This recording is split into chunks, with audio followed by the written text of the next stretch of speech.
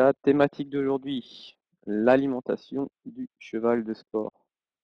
Alors, sur le sommaire, nous allons aborder différentes choses. Donc, on va parler un petit peu anatomie, physiologie du cheval de sport pour après mieux comprendre comment le nourrir, justement. Je pense que c'est une étape impérative.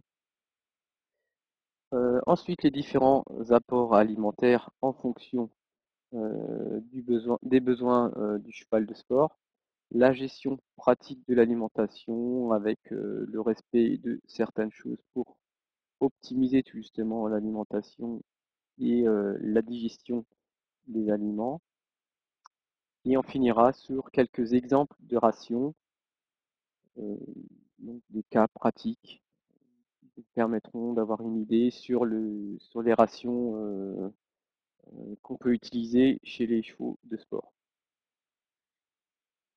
Alors, tout d'abord, l'objectif, euh, quoi qu'il en soit et quelle que soit la discipline pour vous, à partir du moment où vous avez un cheval de sport, c'est la performance sportive. Donc il faut savoir que la performance sportive est basée donc sur trois axes qui sont liés, hein. Donc on a premièrement la sélection génétique qui, en croisant les meilleurs reproducteurs, a permis d'améliorer les performances dans la plupart des disciplines, que ce soit en CSO, en course ou encore en dressage. Donc, ces aptitudes génétiques sont en rapport avec aussi la proportion et la constitution des muscles par les différents types de fibres musculaires qu'on verra par la suite. Concernant l'entraînement, le cavalier peut désormais s'appuyer sur des outils pointus comme le cardiofréquencemètre ou le tapis de course et utiliser et tirer le meilleur parti donc, de son cheval au travail par des entraînements ciblés et planifiés. Et enfin, la partie qui nous intéresse, nous, sera donc l'alimentation. Et comme pour les athlètes humains, hein, le cheval de sport a des besoins nutritifs spécifiques. Et donc, si l'alimentation est mal gérée, bah, les deux composantes précédentes ne pourront pas s'exprimer pleinement, voire pire, engendrer une faiblesse générale du cheval, ainsi que des pathologies digestives. Donc, je vous parlais tout à l'heure donc de différents types de fibres musculaires. Alors, pour pouvoir raisonner l'alimentation du cheval de sport, il faut avant tout comprendre comment fonctionne son système musculaire. Et dans les muscles, il y a trois sortes de fibres qui se distinguent entre elles par leur vitesse de contraction et leur façon aussi d'utiliser l'énergie euh, voilà, apportée par l'alimentation. Donc, premièrement, on a les fibres de type 1.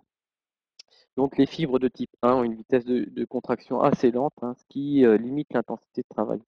Par contre, ils ont une aptitude à prolonger l'effort et ils sont beaucoup plus sollicités en travail d'endurance, par exemple, car ils fonctionnent donc en mode, ce qu'on appelle le mode aérobie, c'est-à-dire en présence d'oxygène. Alors, leur rendement énergétique est très bon. Le carburant utilisé à ce moment-là sera essentiellement des lipides.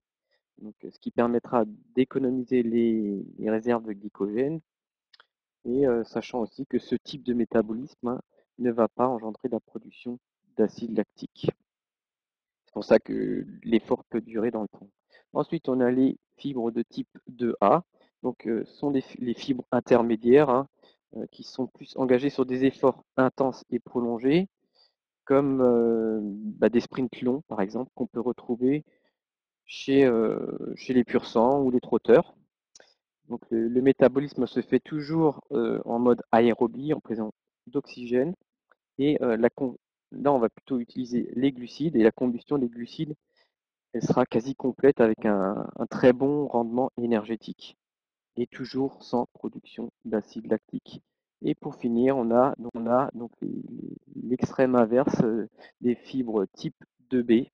Alors ceux-là ont une contraction vraiment très rapide qui sera favorable à un effort puissant et sprint court, comme par exemple sur des chevaux de CSO, sur une puissance ou sur un parcours d'obstacles. Donc contraction de fibres qui va nécessiter par contre là une grande quantité de glucides euh, et qui ne sera partiellement utilisée que par voie anaérobie. Donc au final on aura production d'acide lactique. Voilà. Donc, par rapport à ces différents types de fibres musculaires, voilà, en fonction des catégories de chevaux, des races, on aura une répartition différente. Euh, alors, c'est lié à la race, c'est lié à la sélection génétique, mais aussi à l'entraînement. L'entraînement fait qu'on peut passer, par exemple, à des fibres de B à des fibres de A. Donc, on note, par exemple, chez le poney, là, que lui, il aura une proportion plus importante de fibres 1, donc à contraction lente, et une répartition équilibrée entre les 2A et les 2B. Et si on regarde chez le Quarter Horse, c'est l'extrême inverse. Lui, il aura vraiment un développement sur les fibres 2B, puisqu'on lui demande des efforts courts et intenses. Donc ces différentes aptitudes métaboliques impliquent qu'en fonction de la race du cheval, ben, il sera plus ou moins performant dans telle et telle discipline parce qu'il a ses muscles et ses fibres musculaires adaptés à l'effort imposé par cette discipline. Donc derrière nous, ben, ça impose aussi d'adapter l'équilibre alimentaire par rapport à ces composantes. Alors, pour les besoins du cheval de sport, alors il faut savoir que déjà, la première difficulté, c'est savoir évaluer la quantité de travail que fournit notre cheval. C'est pas une chose facile, hein. Ça va dépendre de l'intensité et aussi de la durée de l'effort. Il est important de souligner que chez le cheval de sport, la détermination du besoin énergétique est particulièrement donc, complexe. Alors, pour ça, on a quand même un guide, un appui, qui sont les tables INRA. Donc, on aura des recommandations pour les apports alimentaires pour le cheval de sport. Et on a distingué 5 intensités de travail où on aura qui vont aller du travail très léger, travail moyen, travail intense et travail très intense. Donc, les apports alimentaires et la ration qui en découle doivent être raisonnés à l'échelle de la semaine pour tenir compte des variations liées d'un jour à l'autre. C'est pas linéaire non plus au niveau du travail. Donc voilà, on va raisonner plutôt sur les besoins et les apports seront raisonnés sur la semaine, par rapport à l'intensité de travail. Donc il faut préciser que cette appréciation, elle est approximative, elle mérite d'être affinée après, hein. On verra comment. Alors, ça peut être variable justement par rapport au travail, à l'âge du cheval, à l'expérience, au tempérament du cheval, euh, voire aussi du cavalier, du type de terrain. Enfin, voilà, tout ça, c'est ce qu'on appelle les effets de milieu qui peuvent aussi impacter sur les dépenses, notamment énergétiques du cheval et par rapport auxquelles on peut avoir des différences euh, sur les tables et les recommandations INRA. Euh, donc voilà. Alors, par rapport à ces variations, hein, on, on va s'appuyer sur les tables INRA, mais par après, pour, euh, pour vérifier si le rationnement énergétique est cohérent par rapport à ses besoins, il sera impératif de faire une note d'état corporel pour voir comment il évolue par rapport à la ration qu'on lui donne. Donc, les besoins énergétiques, donc ils sont exprimés en UFC, unité fourragère cheval, et pour les différentes catégories de travail chez le cheval de sport, varient de 5 à 9 UFC en fonction du poids du cheval et de l'intensité de travail. Donc les besoins protéiques, ils sont exprimés en grammes de MADC, donc matière azotée digestible cheval.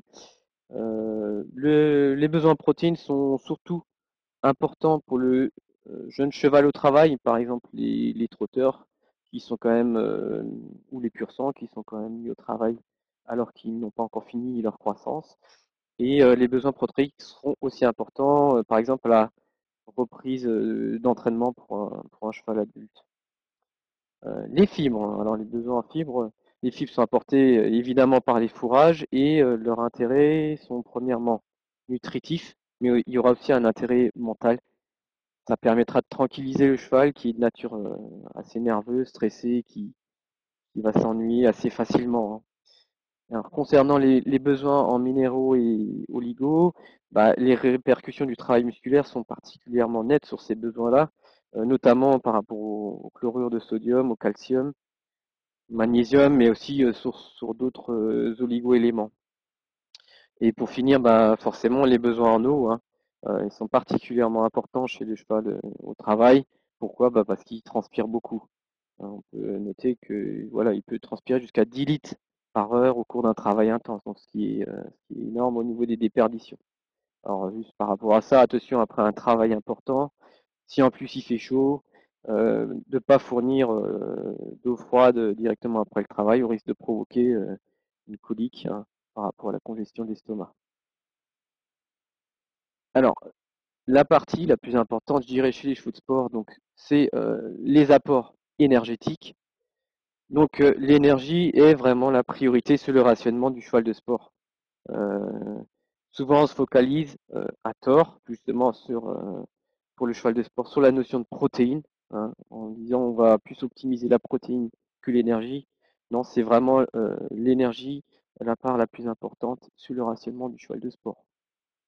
Alors, l'énergie, différentes sources d'énergie. La première, sont forcément les céréales, qui elles sont riches en amidon. Donc, l'amidon, une fois transformé en glucose, sera directement utilisé par les muscles lors d'un effort. Soit il va être stocké sous forme de réserve de glycogène, qui va servir plus tard de carburant, hein. Ou alors, il sera directement transformé en lipides. Donc l'amidon, c'est une source énergétique de choix, hein, pour produire un effort intense et de courte durée, comme le galop ou le trot rapide ou le saut d'obstacle. Voilà. Par contre, il faudra être vigilant sur la quantité d'amidon justement apportée par repas. Sinon, on risque d'avoir des conséquences assez plus ou moins graves, on va dire, sur le système digestif et avoir des répercussions et éventuellement des coliques ou encore de la fourbure. Donc, il y a une préconisation, hein, par rapport à cette quantité d'amidon qui va être de 200 grammes d'amidon par 100 kilos de poids vif par repas. Voilà, donc ça représente environ 4 litres de granulés d'un granulé sport du commerce euh, par repas à pas dépasser. Alors en plus, si votre cheval est sujet aux ulcères, bah, il faudra diviser par deux ce seuil. Auquel cas, on sera à 100 grammes d'amidon par 100 kilos de poids vif par repas. Alors, concernant autre source d'énergie, hein, les matières lipidiques. Donc, concernant les matières lipidiques, elles sont très bien tolérées par le cheval et très facilement assimilées, hein, tant qu'on respecte après un apport progressif avec une transition. Alors déjà sur au moins une semaine. Alors, par rapport à l'utilisation de cette ressource énergétique, elle est parfaitement adaptée, notamment pour des chevaux, pour des efforts endurants. Alors, l'huile, justement, a l'avantage de ne pas engendrer d'encombrement supplémentaire sur la ration totale et ça va permettre d'apporter de l'énergie sans avoir de perturbations au niveau digestif comme on pourrait en avoir avec un excès d'amidon. Donc, justement, il est possible de substituer une partie des céréales par de l'huile qu'on peut intégrer dans la ration. Alors, il faut savoir, pour avoir un ordre de grandeur, donc 1 litre d'huile correspond en énergie à 3 kilos d'orge. C'est un aliment très énergétique. Par contre, il faudra un certain temps à l'organisme, hein, avant qu'il métabolise correctement ce type d'énergie et qu'il s'y habitue. C'est pourquoi, si on a un impératif de compétition d'endurance, par exemple, il va falloir anticiper avant et commencer à en distribuer euh, à peu près à 45 jours avant l'échéance. Alors, on peut en rajouter à la ration, soit sous forme de cure ponctuelle ou en permanence, étalée à l'année. Alors, dernière source d'énergie qui n'est pas négligeable, ce sont les fibres. Alors, les fibres, comme les matières lipidiques, constituent une énergie lente, c'est-à-dire que l'organisme va pouvoir puiser sur ses réserves à partir du moment où on est sur un effort plutôt aérobie, hein, et sur des efforts intenses et courts, on va être plus sur une ressource énergétique rapide par le biais des céréales. Alors concernant tout justement les fibres, c'est une ressource tout justement qui est souvent négligée, notamment chez les chevaux de sport, à tort, hein, puisque si on prend 2 kilos de bon foin, ça représente au niveau énergétique 1 kilo brut d'orge, donc c'est pas négligeable. Donc de manière théorique, on recommande 1,5 kg de foin par 100 kg de poids vif, ça correspond à peu près à 7,5 kg pour un cheval de 500 kg. Donc dans l'idéal, c'est quand même pour des chevaux qui vivent au box assez souvent, comme justement les chevaux de sport, l'idéal serait d'utiliser du foin à volonté, hein. Alors, autre intérêt aussi, c'est que les fibres du foin permettent de stocker dans l'appareil digestif au moins 30% de l'eau, hein, et des minéraux aussi qui seront après rapidement métabolisables lors de l'effort. Alors, pour que les avantages du fourrage soient mis en avant, hein, c'est évident que le fourrage doit être de bonne qualité, aussi bien alimentaire, au niveau de la valeur alimentaire, mais que de la qualité sanitaire aussi. Alors, pourquoi pas faire une analyse du fourrage pour savoir exactement les valeurs alimentaires de votre fourrage. Alors, même si votre cheval de sport évolue à haut niveau, hein, le fourrage devra vraiment être l'aspect prioritaire dans son programme alimentaire. Juste une petite note aussi par rapport à l'utilisation du glycogène. Donc, on en a parlé tout à l'heure. Le cheval, quand il mange des céréales, de l'amidon, si cet amidon-là n'est pas utilisé directement pendant l'effort, le cheval il va stocker sous forme de glucose et de réserve glycogène au niveau du muscle, entre autres. Alors, sur cette courbe-là, on peut voir, donc on a l'utilisation du glycogène musculaire, voilà, ici, avec qui va évoluer en fonction de la vitesse du cheval. Voilà. Donc, forcément, plus on va augmenter la cadence, plus il va consommer du glycogène musculaire. Jusqu'à un point de rupture, hein, donc, qui s'appelle le seuil anaérobie. Alors, voilà, donc à partir de ce moment-là, le muscle va fonctionner, il va métaboliser sans oxygène. Donc à partir de ce point-là, on voit bien que l'utilisation des réserves de glycogène est vraiment très importante. Euh, donc on va voir une valorisation que partielle du glucose, euh, avec en plus, du coup, sur des efforts intenses et courts. Courts pourquoi? Ils vont pas être, enfin, ils vont pas pouvoir être prolongés parce que justement, le cheval, lui, sur ces types d'efforts-là, va produire ce fameux déchet qu'on appelle l'acide lactique et qui va engendrer une fatigue musculaire et qui va empêcher la prolongation de l'effort, on va dire. Alors le seuil anaérobie, il est propre à chaque cheval, hein, donc il y a un effet individu, et il est aussi modifiable forcément par le biais du travail, hein, voilà.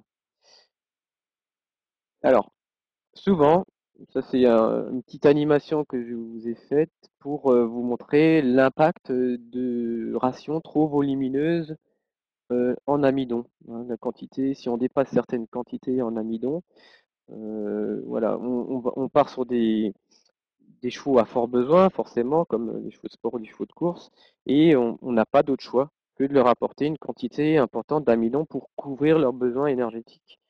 Ça, c'est impératif. Alors, c'est dans l'intestin grêle que seront assimilés les concentrés, et notamment l'amidon, qui sera transformé en glucose par le biais de la digestion enzymatique.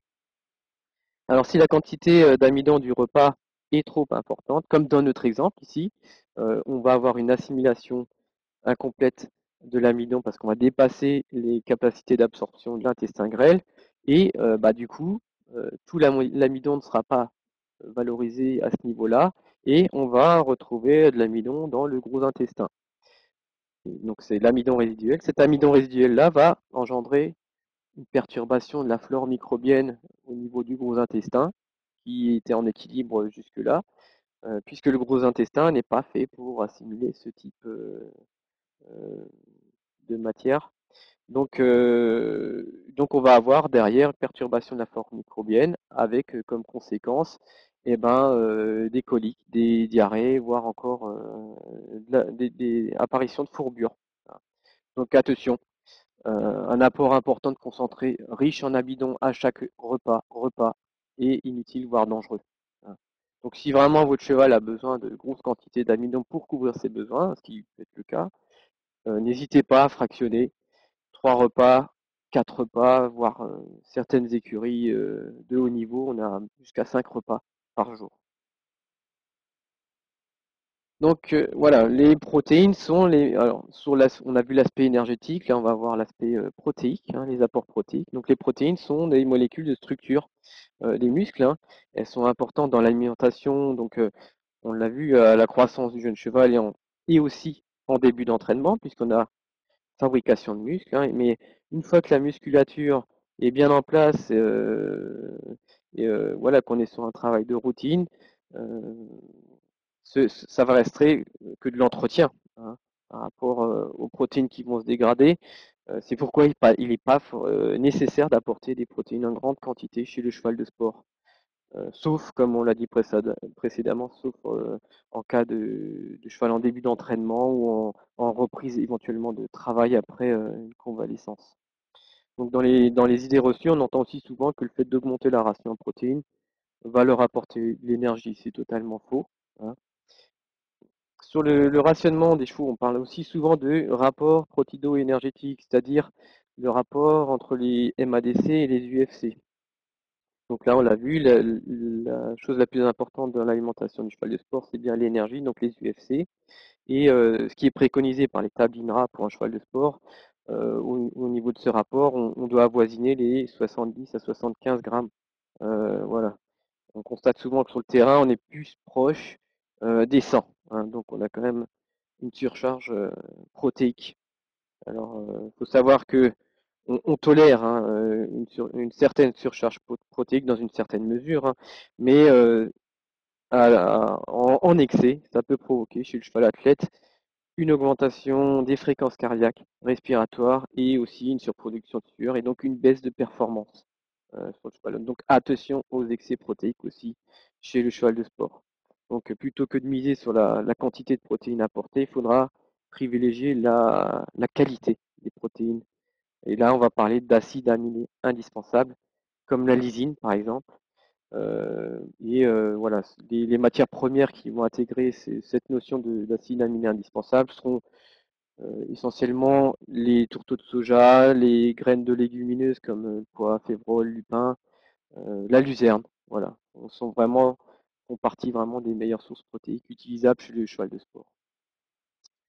Ensuite, tout ce qui est apport en minéraux et en oligo-éléments et en vitamines, ils sont importants chez le cheval parce qu'il a des exportations assez importantes aussi via la transpiration. Donc, les besoins vont être essentiellement en chlorure de sodium, donc qui seront couverts par la mise à disposition d'une pierre à lécher, puisque le cheval s'autorégule sur ces choses-là.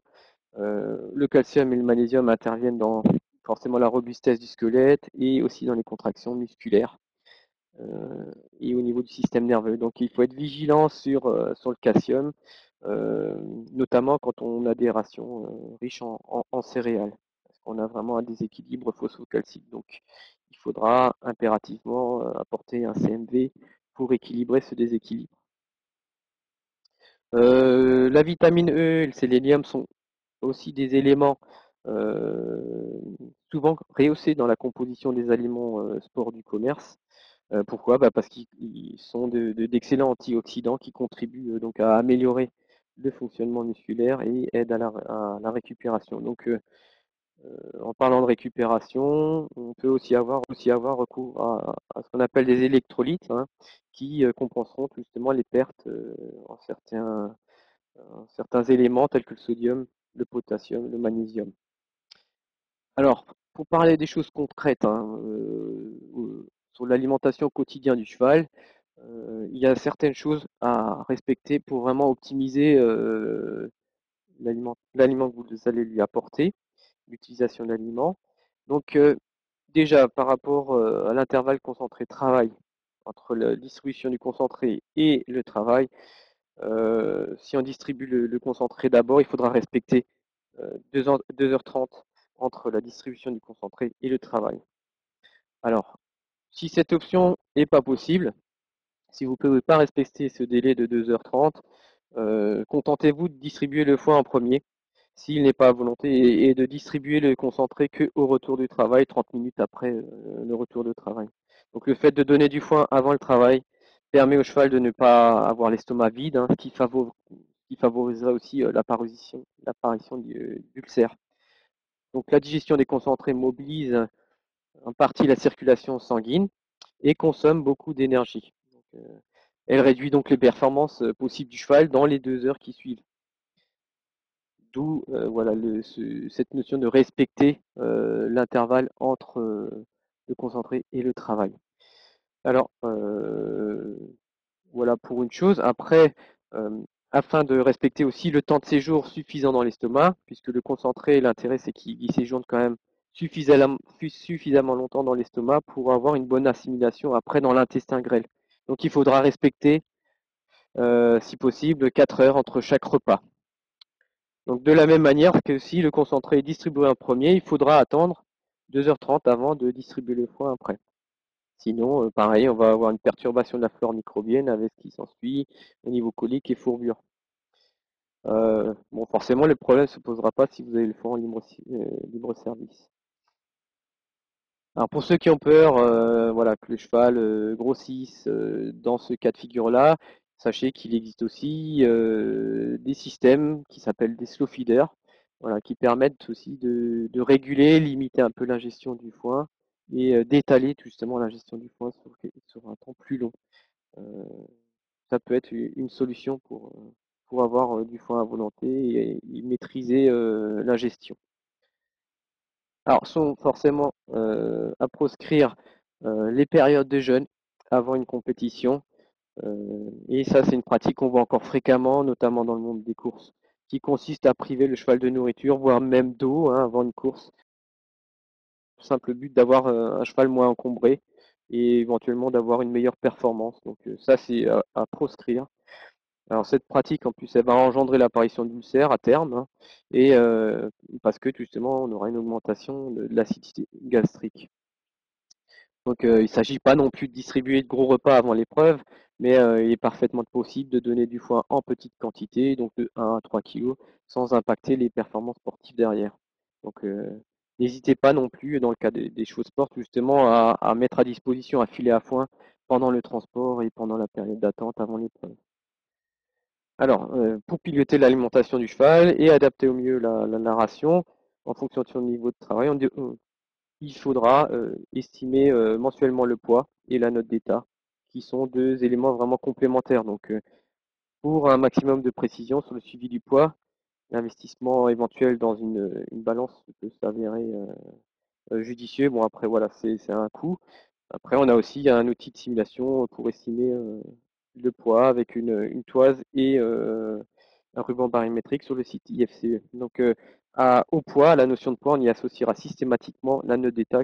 Il faut impérativement faire une note d'état tous les mois et qui paraît facilement réalisable maintenant puisqu'on a un outil de simulation sur le site IFC pour l'établir. Donc, elle permettra donc la note d'état de voir l'évolution corporelle de votre cheval.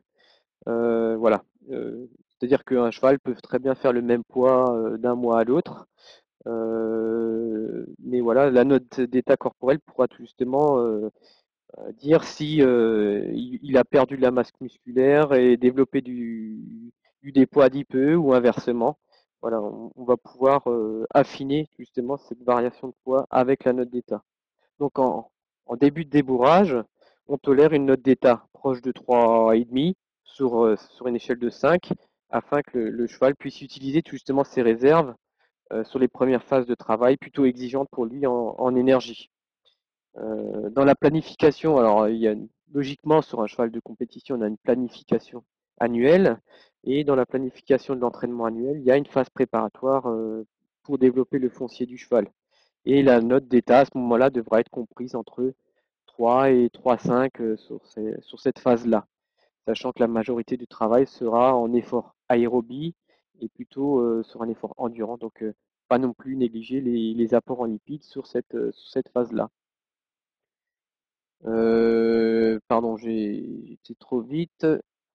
Donc, sur le dernier point, donc avant d'aborder la saison de compétition, donc c'est la partie peut-être qui va vous intéresser le plus, évaluer la note d'état à ce moment-là et il faut cibler en début de saison une note de 3 qui, voilà, si on lit les indications, correspond à des côtes à peine palpables, hein, et en pleine saison, avoisiner une note de 2,5 qui correspond à des côtes se devinant sous une peau souple.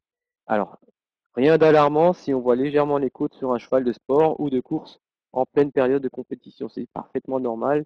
Le cheval, voilà, il sera dans son poids de forme. Euh, donc, il n'y a rien d'affolant, hein. Sachez que vous ne rendrez pas service à demander à votre cheval en surpoids de fournir un effort semblable à celui d'un coureur de demi-fond ou un sprinter, hein. Sur les choses pratiques aussi, donc je vous ai fait différentes simulations de rations. Donc ici, on a la ration pour un cheval de CSO, un cheval de 500 kg sur un travail modéré, avec une ration basée sur des aliments traditionnels qui sont ici des céréales avec un mélange orge-avoine. Donc les céréales, on l'a dit précédemment, sont carencées en calcium. Donc on est obligé, ici vous le voyez, rajouter un CMV qui est le carbonate de calcium dans ce cas de figure-là. Voilà, carbonate de calcium pour compenser justement la déficience en calcium. Donc le rapport MADC-UFC, alors le rapport MADC-UFC qui n'est pas affiché, donc qui est de 71 et vraiment ce que l'on recherche pour un cheval de sport, donc ça c'est impeccable. Pareil pour le rapport phosphocalcique. Voilà. Après, on voit que donc j'ai fait le calcul sur la quantité d'amidon apportée par cette ration-là. On est quand même sur des valeurs élevées, soi-disant. Donc, on est sur du 2,1 kg d'amidon sur cette ration-là. Si on dire que voilà, si on est sur 2 repas, c'est vraiment là on est à 1 kg d'amidon max par repas. C'est-à-dire que voilà, si on est sur 2 repas, c'est vraiment limite. Donc raisonner sur 3 repas et fractionner sur 3 repas dans ces cas de figure-là.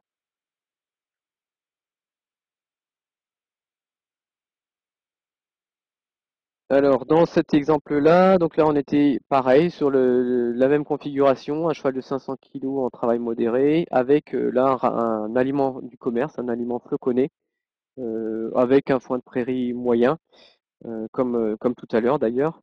Donc j'ai pris des valeurs j'ai fait une moyenne sur 20 aliments floconnés du commerce, hein, pour mon aliment ici, et on constate ici que le rapport protido-énergétique, donc MADC sur UF de la ration, est plus élevé qu'en aliments traditionnels. Et ça, c'est un constat qu'on fait souvent sur les aliments du commerce qui sont plus chargés en protéines. Voilà, donc ici on dépasse quasiment de 30%, hein. Vous voyez, entre les apports recommandés et les apports calculés, on dépasse de 30% les apports recommandés. Donc on a un excès protéique, sachant que le foin de prairie est moyen, on aurait un foin bon, voire excellent, et ben ce rapport protido-énergétique là serait encore plus élevé. Alors on constate donc que lorsqu'on calcule euh, avec un peu plus de précision les apports nécessaires, les apports en concentré qui sont nécessaires sur la journée, on peut voir qu'au final, il est inutile de donner des rations exagérément volumineuses. Ici, vous voyez, on est à 4,5 kilos qui correspond si on divise en 3 repas, 1,5 kg par repas, soit 2 litres par repas, c'est vraiment pas volumineux.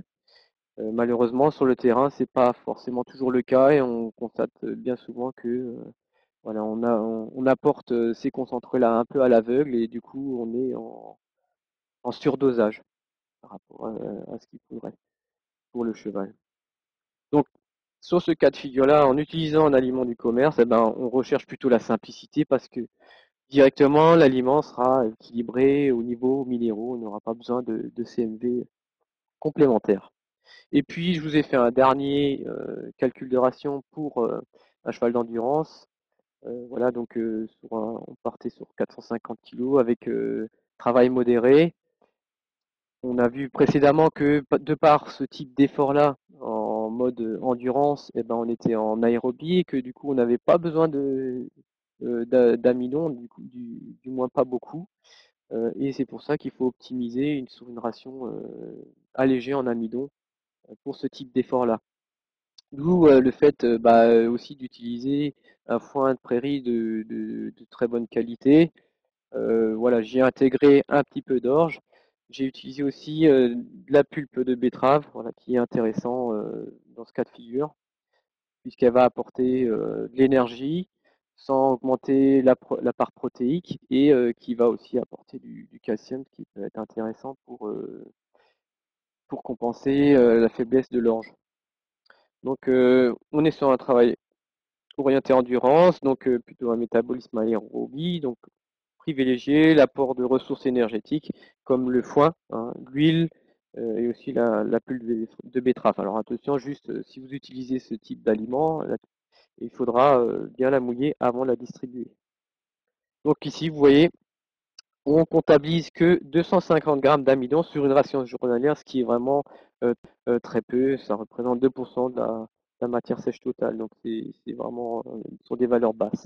Donc on respecte bien les recommandations alimentaires pour ce genre d'effort. Après, il faut savoir que ce type de ration pourrait aussi très bien convenir à un cheval sujet à des coups de sang, hein, ou encore atteint d'ulcère, pour un cheval sensible à des taux élevés en amidon. Alors, par rapport à tout ça, je dirais que voilà, euh, il existe autant de rations que de chevaux, hein. On ne peut pas aborder tous les cas dans cette webconférence. L'important, c'est de vous sensibiliser sur le fait que si vous souhaitez vraiment optimiser l'alimentation de votre cheval de sport, la base serait de calculer sa ration et surtout aussi derrière de faire un suivi avec des notes d'état de manière mensuelle pour voir comment justement il réagit par rapport à cette ration calculée et affiner derrière pour, euh, voilà, pour adapter la ration par rapport à l'évolution de la note d'état. Voilà, donc ce qu'il faut retenir par rapport à cette webconf, c'est que l'alimentation du cheval de sport et plus précisément les ressources énergétiques utilisées doivent se raisonner en fonction du type d'effort à fournir. Il est indispensable de piloter l'alimentation de son cheval en s'appuyant sur la note d'état, ça je pense que vous l'avez compris. Euh, L'alimentation du cheval de sport se planifie et s'anticipe avec des notions de délai à respecter. Il faut respecter donc les recommandations de distribution comme on a pu le voir sur la précédente diapo pour optimiser l'assimilation des repas et surtout pas impacter sur le travail de votre cheval. Donc un calcul de ration permet d'affiner les apports en fonction des besoins et éviter certaines erreurs qui limiteraient aussi les performances sportives de votre cheval. Si un apport important d'amidon est nécessaire pour couvrir les besoins de votre cheval, ce qui peut être le cas, il faudra fractionner impérativement l'apport de ces concentrés en plusieurs repas. Donc je vous l'ai dit, en 3 repas, voire 4 repas, voire 5 repas, ça, voilà. C'est des choses qui peuvent être faites sur le terrain. Et puis voilà, donc pour notre webconférence, donc avant d'aborder le chat, on, on a les dates des prochaines webconférences. Et la petite chose aussi que, que je voulais vous apporter, c'était qu'on organise une journée technique le 3 décembre à la Jumenterie du Pin, tout justement sur on abordera cette thématique-là, et de manière générale l'alimentation du cheval et différents calculs de ration, différentes gestions d'alimentation en fonction du type de cheval qu'on a en France.